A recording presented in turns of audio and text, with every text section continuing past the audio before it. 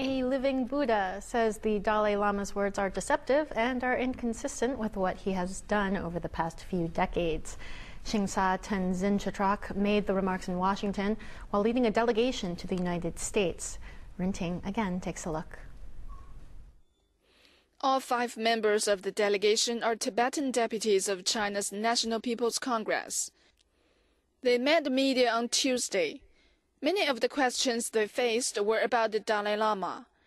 The head of the delegation, Shingsa Tenzin Chitrak, a living Buddha, said the Dalai Lama is not simply a religious figure, but rather a political figure.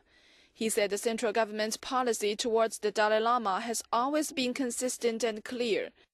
And he stressed that the central government is not to blame for the lack of progress made during 3 rounds of talks with the Dalai Lama's representatives. He said the progress would be made only when the Dalai Lama gives up his attempt to split the nation. Some journalists expressed concerns about education and the protection of traditional culture in Tibet. But the head of the delegation denied claims that Tibetan culture is near extinction, saying that it has been well preserved and continues to develop.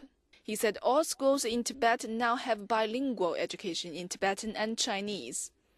The deputies also expressed their hope that the foreign reporters would adopt an objective stance when covering stories about Tibet and portray Tibet in a realistic light. The delegation also met with Mark Kirk and Rick Lawson, the co-chairman of the U.S.-China Working Group under the U.S. House of Representatives. The deputies expressed their concern over a resolution on Tibet adopted by the House. Shingsa Tenzin Chitrak said the resolution distorted facts.